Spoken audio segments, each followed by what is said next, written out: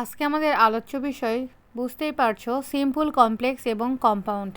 Hello, কেমন আছো তোমরা? আশা করি অনেক ভালো আছো।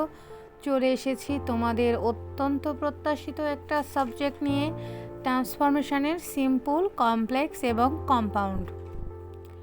নাম শুনেই মনে হচ্ছে অনেক জটিল, তাই না? কি ভাবছো, এটা কি অনেক কঠিন, নাকি কম্পাউন্ড অনেকে সোজা মনে করছো, শিখে ফেলতে পারবে এরকম মনে করছো?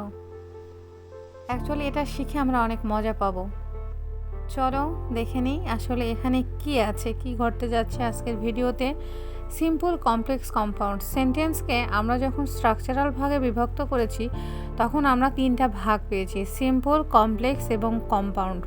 তবে সিম্পল, কমপ্লেক্স এবং কম্পাউন্ড সেন্টেন্সের ট্রান্সফরমেশন করতে গেলে প্রথমেই তোমাদের জানা প্রয়োজন আসলে সিম্পল সেন্টেন্স কাকে বলে, কমপ্লেক্স সেন্টেন্স কাকে বলে এবং কম্পাউন্ড সেন্টেন্স কাকে বলে।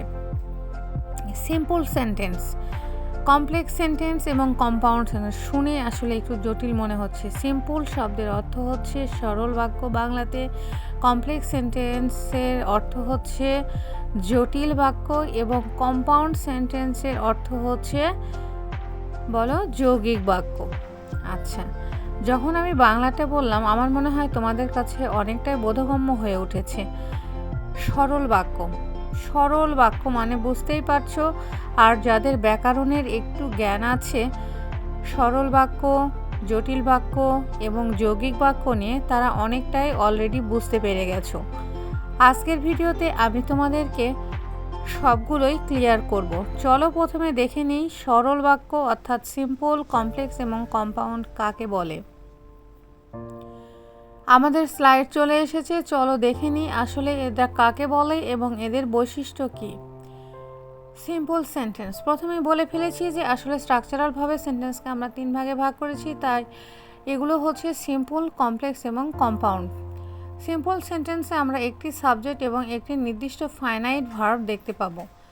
I wish him to be a doctor, এখানে আমরা উদাহরণস্বরূপ এটা দাঁড় করিয়েছি। কমপ্লেক্স সেন্টেন্সে আমরা দেখতে পাবো WH, that, in order that, as, since, although, though, if এই শব্দগুলোর ব্যবহার।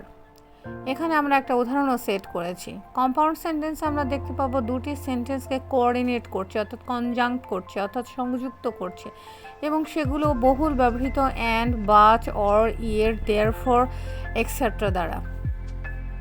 অর্থাৎ আমরা দেখলাম যে সিম্পল সেন্টেন্সে আসলে একটাই সেন্টেন্স থাকবে যেখানে একটা সাবজেক্ট থাকবে, একটা ভার্ব থাকবে এবং সেটা অবশ্যই ফাইনাইট ভার্ব। তাহলে আমি যখন তোমাদেরকে ভার্বের ভিডিও দিয়েছিলাম অর্থাৎ ভিডিও ক্লাস দিয়েছিলাম সেখানে আমি ভার্ব সম্বন্ধে ডিটেল আলোচনা করেছি। তোমাদের যদি ভার্ব সম্বন্ধে কোনো সমস্যা থেকে থাকে তোমরা অবশ্যই সেই ক্লাসটা দেখে নিবে, ভার্ব এবং ভার্বের ক্লাসিফিকেশান। তারপরেও আমি তোমাদেরকে বলছি ফাইনাইট ভার্ব মানে এমন একটি ভার্ব যেই ভার্ব দ্বারা সেন্টেন্সের বক্তা যেটা বলতে চায় সে সম্পূর্ণরূপে বলতে সক্ষম হবে। আচ্ছা, কমপ্লেক্স সেন্টেন্সে আমরা দেখতে পাবো সেন্টেন্সের দুইটা অংশ এবং এখানে যে লিঙ্কিং ওয়ার্ডসগুলো অর্থাৎ যে ওয়ার্ডসগুলো আমি এখানে দেখিয়েছি এই ওয়ার্ডসগুলো দ্বারা যুক্ত থাকবে সেন্টেন্সের দুই পাশটা।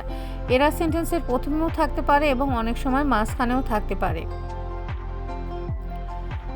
এবং এখানে আমরা দুইটা সেন্টেন্স দেখতে পাবো, একটা প্রিন্সিপাল ক্লোজ আর একটা সাবঅর্ডিনেট ক্লোজ, অর্থাৎ দুইটা সেন্টেন্সই দুইটা সেন্টেন্সের পরিপূরক হিসাবে কাজ করবে। কিন্তু কম্পাউন্ড সেন্টেন্সে আমরা দেখতে পাবো দুইটা সেন্টেন্স এখানে বহুল ব্যবহৃত অ্যান্ড, বাট, অর, ইয়েট এবং দেয়ারফর দ্বারা যুক্ত থাকবে এবং দুই পাশে দুইটাই প্রিন্সিপাল ক্লোজ থাকবে। যদি কোনো কারণে সেন্টেন্সের একটা পাশ তুমি ড্যামেজ করো তাহলে অপর পাশ পূর্ণ অর্থ দিতে সক্ষম হবে। আচ্ছা, যখন আমরা দেখব যে কোনো সেন্টেন্সে অ্যান্ড আছে এবং দুই পাশে সংযুক্ত আছে তখন কিন্তু আমরা বুঝতেই পারবো এটা হচ্ছে কম্পাউন্ড সেন্টেন্স। অনুরূপ বাট, অর, ইয়েট এবং দেয়ারফর যুক্ত সেন্টেন্সকে আমরা কম্পাউন্ড সেন্টেন্স বলে আখ্যায়িত করব। তার মানে আমি তোমাদেরকে ইনডাইরেক্টলি বলতে চাচ্ছি এই ইন্ডিকেশনগুলো তোমাদেরকে মেমোরাইজ রাখতে হবে। মেমোরাইজ করে তোমরা যদি রাখো তাহলে তোমাদের বুঝতে একটু সুবিধা হবে যে এই সেন্টেন্সটা সিম্পলে আছে না কমপ্লেক্সের বৈশিষ্ট্য বহন করছে নাকি কম্পাউন্ডের বৈশিষ্ট্য বহন করছে। মাই ডিয়ার, হয়তো তোমাদের কাছে একটু কমপ্লেক্স লাগছে, একটু জটিল লাগছে আর কি, কিন্তু তোমরা যদি আমার ক্লাসটা মনোযোগ সহকারে দেখো, আমি আশা করছি তোমাদের সিম্পল, কমপ্লেক্স এবং কম্পাউন্ডের যে একটা বিশাল ঝামেলা, বিশাল বার্ডেন মনে হয়, সেটা অনেকটা ক্লিয়ার হবে। আসলে আমি এই ক্লাসটা তোমাদেরকে একটা ছকের মাধ্যমে দেখাবো, যেখানে আমরা বিভিন্ন রুল নিয়ে আলোচনা করব মাই ডিয়ার। আমি তোমাদের সাথে মোটামুটি 9টার মতো রুল নিয়ে আলোচনা করব, যে রুলগুলো আসলে বিভিন্ন চাকরির পরীক্ষা থেকে শুরু করে এসএসসি, ইন্টারমিডিয়েট এবং অ্যাডমিশন টেস্টে এসে থাকে। দেখো, সিম্পল সেন্টেন্স, আমি এখানে 3টা ছক দাঁড় করেছি, সিম্পল, কমপ্লেক্স এবং কম্পাউন্ড। এই ছকের বৈশিষ্ট্য হচ্ছে এটা ভার্টিক্যালি কোনো সম্পর্ক নেই, এটার সম্পর্ক হচ্ছে প্যারালাল। অর্থাৎ কোনো সেন্টেন্সে যদি টু এবং টু থাকে, এটার বাংলা আমি পাশে রেখেছি, দেখো, এতই যে না। এইটার যখন আমি কমপ্লেক্স করব, টু এবং টু এর পরিবর্তে আমরা সো দ্যাট ব্যবহার করব। এবং যদি কম্পাউন্ড করি তাহলে যথাক্রমে টু এবং সো এর পরিবর্তে ভেরি ব্যবহার করব, এবং টু এবং দ্যাটের পরিবর্তে অ্যান ব্যবহার করব। ঠিক আমরা নিচেই লিখব এবং এই ওয়ার্ডগুলোর পরিবর্তে। তার মানে টু এবং টু থাকলে সেটা সিম্পল সেন্টেন্স। টু এবং টু যুক্ত সিম্পল সেন্টেন্সকে আমরা যখন কমপ্লেক্স করব, আমরা সো দ্যাটের সাহায্য নিব, এবং কম্পাউন্ড করলে ভেরি এবং অ্যান্ডের সাহায্য নিব। প্রিয় স্টুডেন্ট, এখানে আমরা একটু খেয়াল করব যে সো দ্যাট নেওয়ার পরও একটা পরিবর্তন এখানে এসেছে। আমরা সাবজেক্ট নিয়েছি, তারপরে আমরা মডাল অক্সিলারি নিয়েছি ক্যান নট। এখানে কুড নটও আসতে পারে যদি সেন্টেন্সের লেফট পাশে পাস্ট টেন্স থাকে, এবং নটটা অ্যাকচুয়ালি ব্যবহার হবে সেন্টেন্সের উপরে ডিপেন্ড করে। ঠিক আছে, অনেক সময় এটা পজিটিভও হতে পারে। যেহেতু আমরা জানি টু এবং টু অত্যন্ত নেগেটিভ ওয়ার্ড, তাই আমরা এখানে নট ব্যবহার করেছি। ইনস্পাইট এবং ডিসপাইট, দেখো, এটার পরিবর্তে যখন আমি কমপ্লেক্স করছি তখন দো এবং অলদো ব্যবহার করছি, এবং কম্পাউন্ড করার জন্য বাট ব্যবহার করছি। নোটিস করে দেখো, ইনস্পাইট অফ এর জন্য আমরা যখন কমপ্লেক্স করছি তখন এটার পরিবর্তে আমরা দো ব্যবহার করছি, এবং আমরা সাবজেক্টকে এখানে ডিফাইন করেছি। সংজ্ঞাতে আমি এটা ক্লিয়ার করেছি যে দুই পাশে 2টা সেন্টেন্স থাকবে, একটা সাবঅর্ডিনেট ক্লোজ, একটা প্রিন্সিপাল ক্লোজ। পরে চলে আসো বাই প্লাস জেরান্ড। কন্ডিশনাল সেন্টেন্সকে আমরা 3 ভাগে বিভক্ত করেছি মাই ডিয়ার। আজকে আমরা 2 ভাগ নিয়ে আলোচনা করব। দেখো, যদি কোনো ইফযুক্ত কমপ্লেক্স সেন্টেন্স যদি পজিটিভ হয়, তাহলে আমরা সিম্পল করার জন্য 3 নম্বর রুলে বাই প্লাস জিরান্ড ব্যবহার করেছি, এবং কম্পাউন্ড করার জন্য আমরা যেখানে কমা ছিল সেখানে আমরা অ্যান ব্যবহার করেছি, কিন্তু ইফ উঠিয়ে দিয়েছি, যেহেতু ইফ মাই ডিয়ার কমপ্লেক্স সেন্টেন্সের ইন্ডিকেশন। আমি প্রথমে বলে নিয়েছি এই ছকের বৈশিষ্ট্য হচ্ছে এটা প্যারালালি একে অপরের সাথে সম্পর্কে জড়িত, বাট উপর নিচে কোনো সম্পর্ক নেই। ডিয়ার, তোমরা কি আমার কথা বুঝতে পারছো? আমার কথা বুঝতে গেলে তোমাদেরকে এই ভিডিও ক্লাসটা বারবার তোমাদেরকে দেখতে হবে, এবং তোমরা যদি বারবার আমার ক্লাসটা দেখো এবং আমার কথাগুলো শোনো, নোট ডাউন করো, তাহলে আমি আশা করছি তোমাদের সিম্পল, কমপ্লেক্স এবং কম্পাউন্ডের সমস্যা অনেকটাই চলে যাবে। ডিয়ার, আরও একটা কথা, আমার ভিডিও যদি তোমাদের একটু ভালো লেগে থাকে বা তোমাদের যদি কোনো উপকারে আমি আসতে পারি, তাহলে প্লিজ লাইক, কমেন্ট, সাবস্ক্রাইব করে আমার পাশে থাকো, বেল বাটন চেপে রাখো, তাহলে আমি ভিডিও আপলোড করার সাথে সাথে তোমাদের কাছে নোটিফিকেশান চলে যাবে এবং তোমরা আমার ক্লাসগুলো উপভোগ করতে পারবে এবং তোমাদের সমস্যা থেকে তোমরা একটু হলেও বের হয়ে আসতে পারবে। ডিয়ার, আরেকবার একটু হাইলাইট করে নিই, টু এবং টু, সো দ্যাট এবং ভেরি অ্যান্ড, এরা হচ্ছে একই জায়গায় আছে। একটু খেয়াল করে আমরা একটু মুখস্থ রাখবো। টু এর সম্পর্ক সো দ্যাটের সাথে এবং ভেরি অ্যান্ডের সাথে। ইনস্পাইট অফ, ডিসপাইট অফের সম্পর্ক দো অলদোর সাথে এবং বাটের সাথে। আমরা এভাবে মনে রাখবো, এবং আমরা মনে রাখবো যে বাটের সাথে সম্পর্ক কিন্তু দো অলদোর, বাট টু এবং টু এর নয়। এভাবে আমরা একটু মনে রাখবো। বা ইফযুক্ত কোনো অ্যাফার্মেটিভ সেন্টেন্সকে যখন আমি কি করছি বলো, যখন আমি সিম্পল করতে চাচ্ছি তখন কিন্তু বাই জিরান্ডের সাহায্য নিতে হচ্ছে। আমি এই রুলটা এখানে আবার পাশাপাশি লিখেছি এই জন্য যাতে তুমি বুঝতে পারো যে ইফযুক্ত সেন্টেন্স নেগেটিভ হলে আমরা কি করছি। ইফযুক্ত সেন্টেন্স যদি নেগেটিভ হয় তাহলে আমরা বাইয়ের জায়গায় উইদাউট ব্যবহার করছি এবং আবার ভার্বের সাথে আইএনজি যুক্ত করছি। কিন্তু যদি আমরা কম্পাউন্ড করতে চাই তাহলে অ্যান্ডের জায়গায় আমরা অর ব্যবহার করছি। দ্যাটস মিন 3 নাম্বার ঘরের কথা আমি বলছি। খেয়াল করে দেখো, 3 নাম্বার রুলে আমি 3 নাম্বার ঘরে অ্যান্ড বসিয়েছি, বাট 4 নাম্বার রুলে আমি অ্যান্ডের জায়গায় কিন্তু অর বসাচ্ছি। দ্যাটস মিন মাই ডিয়ার, ইফযুক্ত সেন্টেন্স যদি পজিটিভ হয় তাহলে যথাক্রমে বাই প্লাস জেরান্ড, নেগেটিভ হলে উইদাউট প্লাস জেরান্ড। জেরান্ড হচ্ছে প্রিন্সিপাল ভার্বের সাথে আইএনজি যুক্ত হয়। আইএনজি যুক্ত হয়ে এটা সাবজেক্টের ন্যায় কখনো কখনো ভূমিকা পালন করে। প্রিয় স্টুডেন্টস, 5 নাম্বার রুলে আমরা দেখতে পাচ্ছি যদি বাক্যে অর্থাৎ ভার্বের সাথে প্রথমেই আইএনজি যুক্ত করে জিরান্ট তারপরে নাউন থাকে তাহলে আমরা এটাকে অ্যাজ সিন্স হোয়েন এর সাহায্য নিয়ে কমপ্লেক্স সেন্টেন্স গঠন করব। যদি সময় বোঝায় তাহলে আমরা হোয়েন এর সাহায্য নিব, আর যদি কারণ বোঝায় তাহলে আমরা অ্যাজ এর সাহায্য নিব। আরও একটা কথা বলে রাখি, যদি কোনো সিম্পল এবং কমপ্লেক্স সেন্টেন্স যদি তোমরা কম্পাউন্ড করতে চাও, যদি অ্যাফার্মেটিভ হয় তোমরা অ্যান্ড যুক্ত করবা, কিন্তু যদি দো অলদো অথবা ডেসপাইট অথবা ইনস্পাইট অফ এর গ্রুপের হয় তাহলে তোমরা বাদ ব্যবহার করবা। আর যদি নেগেটিভ হয় তাহলে তোমরা অর ব্যবহার করে এটাকে তোমরা কম্পাউন্ড করতে পারো। আচ্ছা, এর কথার কিন্তু একটু ব্যতিক্রমও আছে, সেটা খুবই অল্প পার্সেন্ট জায়গায়, হয়তোবা 4 থেকে 5% জায়গা, সেটাও আমি তোমাদেরকে দেখিয়ে দিব। তবে জেনুইনলি আমার এই কথাটাই প্রযোজ্য হয়ে থাকে। আমি আশা করছি আমার এই ভিডিও ক্লাসটা দেখার পরে তোমাদের সিম্পল, কমপ্লেক্স এবং কম্পাউন্ডের সমস্যা অনেকটাই দূরীভূত হবে। ডিয়ার, 6 নাম্বার রুলে আমরা দেখতে পাচ্ছি বাক্যে যদি ইনফিনাইট টু থাকে তাহলে আমরা কি করব। একটু নোটিস করে দেখো, ইনফিনাইট টু যেখানে আছে ওখানে কিন্তু একটা স্লাইটলি কারণ বোঝাচ্ছে যে তুমি যদি এইটা করো তাহলে এইটা হবে। আচ্ছা, এখানে একটু দেখো, I came to market to buy, অর্থাৎ আমি মার্কেটে গিয়েছিলাম কিছু একটা কিনতে, তাই না? তাহলে এখানে সো দ্যাট ব্যবহার করব অথবা ইন অর্ডার দ্যাট ব্যবহার করব।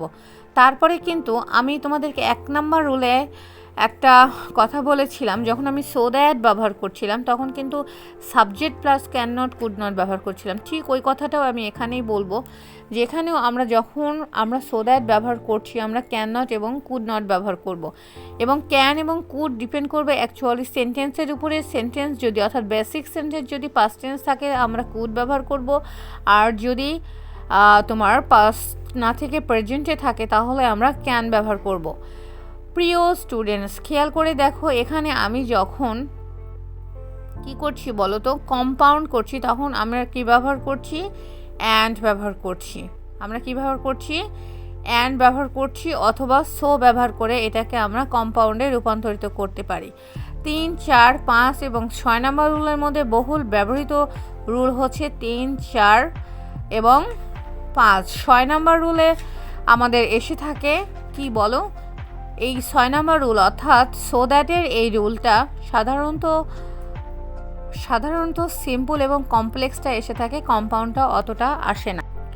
7 নাম্বার রুলে আসলে কি আছে আমরা দেখব, কিন্তু তার আগে আমি একটা কথা বলতে চাই, তোমরা কি 1 থেকে 6 নাম্বার রুল পর্যন্ত বুঝতে পেরেছো? যদি বাই চান্স বুঝতে না পারো তাহলে তোমরা ভিডিওটা টেনে টেনে বারবার দেখবা, দেখলে আশা করছি তোমরা বুঝতে সক্ষম হবে। চলো দেখে নিই 7, 8 এবং 9 কি আছে। বাক্যে যদি because of, on account of এই ধরনের কিছু থেকে থাকে, দ্যাটস মিন কারণ উল্লেখ করা থাকে, তাহলে তোমরা সিম্পল করার জন্য এইটা ব্যবহার করবা। অর্থাৎ সিম্পলে বিকজ অফ, ডিউ টু এরা থাকে, কিন্তু কমপ্লেক্স করার জন্য তোমরা কি ব্যবহার করবা? অ্যাজ, সিন্স এবং বিকজ ব্যবহার করবা। এবং আমরা যেহেতু জানি যে কমপ্লেক্স সেন্টেন্সে দুই পাশে সাবজেক্ট থাকবে, দুই পাশেই ভার্ব থাকবে, সুতরাং এটা আমরা মিডিলেই ব্যবহার করে দিব যে হি কুড নট। খেয়াল করে দেখো, আমরা উদাহরণটা দেখি, he could not come because of his laziness. তাহলে কি হলো? He could not come because he was lazy. এখানে ওয়াজটা ব্যবহার করতে পেরেছি আমরা কুডের কারণে। সাপোজ যদি এখানে ক্যান থাকতো আমরা এখানে ইজ ব্যবহার করতাম, এবং আমরা বিকজের জায়গায় অ্যান্ড ব্যবহার করে এটাকে কম্পাউন্ড করে ফেলবো। যেহেতু আমি তোমাদেরকে আগেই ব্রিফ করেছি, যদি পজিটিভ সেন্টেন্স হয় তাহলে আমরা অ্যান্ড যুক্ত করব, যদি নেগেটিভ হয় আমরা অর যুক্ত করব। কিন্তু যদি দো অলদো এবং ইনস্পাইট অফ, ডেসপাইট অফ এর বক্সের হয় তাহলে আমরা অবশ্যই বাট ব্যবহার করব। চলে আসো, বাক্যে যদি ব্যক্তি, বস্তু, প্রাণী, স্থান ইত্যাদি বোঝায় তখন আমরা কি করব? তখন আমরা যদি ব্যক্তি বোঝায় হু ব্যবহার করব, কোনো বস্তুকে নির্দেশ করলে আমরা হোম ব্যবহার করব, টাইমকে নির্দেশ করলে আমরা কি ব্যবহার করব, হচ্ছে হোয়েন ব্যবহার করব, এবং জায়গা বোঝালে আমরা হোয়ার ব্যবহার করব।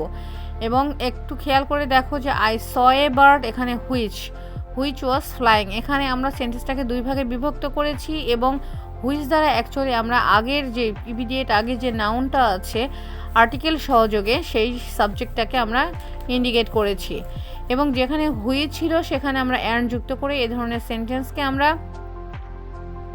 কম্পাউন্ড করতে পারবো। মাই ডিয়ার 8 নম্বর রুলটা তোমাদের জন্য অত্যন্ত ইম্পর্টেন্ট। বিসাইড এবং বোথ থাকলে আমরা কি করব?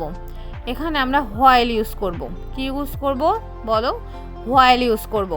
এবং যখন আমরা এটাকে কম্পাউন্ড করব, নট অনলি এবং বাট অলসোর সাহায্য নিয়ে এটাকে আমরা কম্পাউন্ড করব। অ্যাকচুয়ালি 9 নম্বর রুল তোমাদের অ্যাডমিশন টেস্ট এবং চাকরির পরীক্ষার জন্য অত্যন্ত ইম্পর্টেন্ট, বাট এটা 9, 10 এবং এইচএসসি স্ট্যান্ডার্ডের জন্য অতটা ইম্পর্টেন্ট নয়। মাই ডিয়ার, তোমরা কি এই ক্লাসটা বুঝতে পারলা? চলো 7 নম্বর রুলটা নিয়ে আরেকবার একটু ডিসকাস করি। যদি কোনো সেন্টেন্সে বিকজ অর্থাৎ কারণ নির্দেশ করে তাহলে আমরা অ্যাজ, হেন্স এবং বিকজের সাহায্য নেব, এবং আমরা অবশ্যই এবং সেন্টেন্সটাকে দুই ভাগে বিভক্ত করে আমরা মাঝখানে এই কানেক্টিং ওয়ার্ডগুলো বসাবো।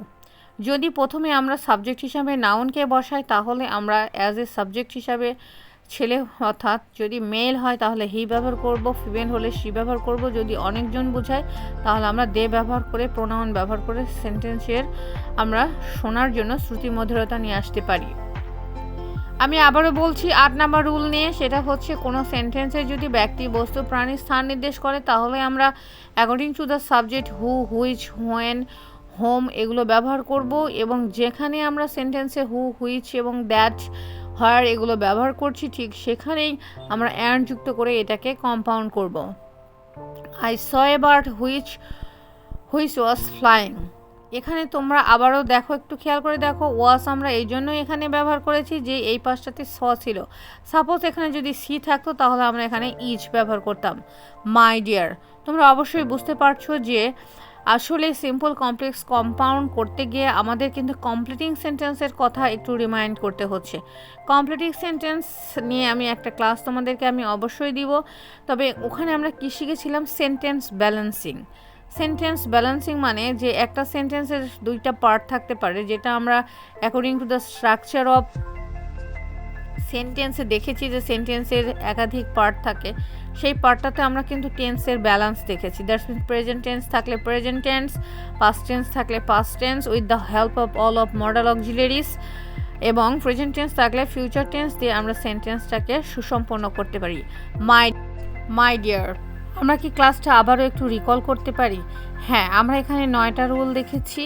এই 9টা রুল আসলে অনেক ইম্পর্টেন্ট। তোমাদের সিম্পল কমপ্লেক্স কম্পাউন্ডের অনেক রুল আছে, কিন্তু আমি যেহেতু এটা একটা শখের মাধ্যমে তোমাদের কাছে প্রেজেন্ট করলাম দেখে মনে হচ্ছে অনেকটাই কম 9টা রুল। এই 9টা রুলের মধ্যে আমি সব কিছুই তোমাদেরকে বলার চেষ্টা করেছি। তোমরা ক্লাসটা বারবার করে দেখলে তোমাদের সমস্ত অবস্কিউরিটি চলে যাবে, আমি কথা দিচ্ছি 100%।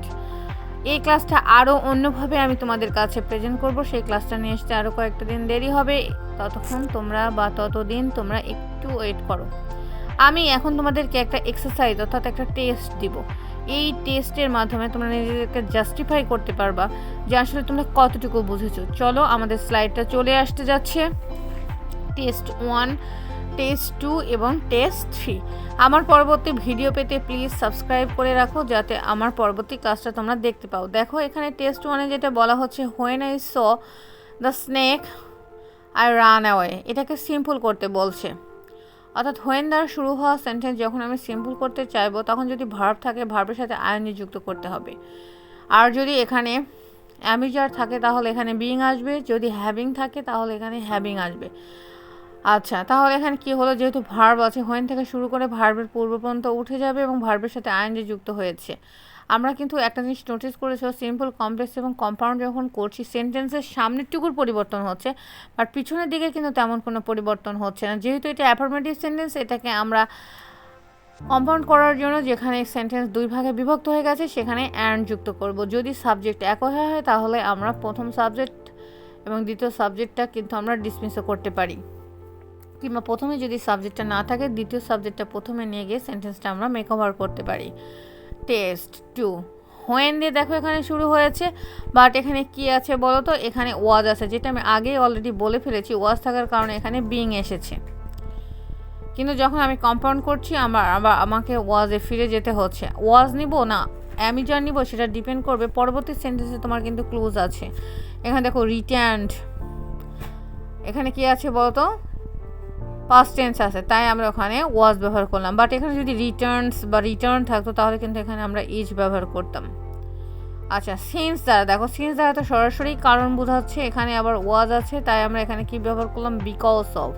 আচ্ছা, এখানে হিজ নিয়েছি কেন বলো তো, হিজ নিলাম এই জন্য যে হি এর পজিটিভ ফর্ম হচ্ছে হিজ, বাট এখানে যদি আই থাকতো তাহলে নিতাম মাই, দে থাকলে নিতাম দেয়ার। সেন্টেন্সের আমরা শুধু মুখের টুকু পরিবর্তন করেছি, লাস্টের টুকু কিন্তু কোনো পরিবর্তন নাই। মাই ডিয়ার এখানে আমরা ওয়াজ ব্যবহার করেছি। এখন তোমরা বলতে পারো ম্যাম আমি যদি সিম্পল থেকে কম্পাউন্ডে আসি তাহলে এখানে ওয়াজ হবে না ইজ হবে, বুঝবো কী করে? আমরা অবশ্যই এখানে ক্লুজ পাবো। দেখো সেন্টেন্সের পিছনে দিকে কুড ব্যবহার করা আছে, তার মানে এখানে পাস্ট টেন্স হবে। অ্যাকর্ডিং টু দ্য সাবজেক্ট আমরা এখানে ওয়াজ ব্যবহার করলাম। আমি আশা করছি তোমরা আমার ক্লাসটা বুঝতে পেরেছো। আর যদি বুঝতে কোনো রকম সমস্যা হয়ে থাকে ক্লাসটা বারবার করে দেখো, নোট ডাউন করো এবং কমেন্ট করো যে এখানে বুঝতে পারলাম না ম্যাম, তাহলে আমি ক্লাসের অবস্কিউরিটি নিয়ে আবারও আলোচনা করব, প্র্যাকটিস নিয়ে আসবো। থ্যাংক ইউ, ভালো থাকো, বাই বাই, টাটা।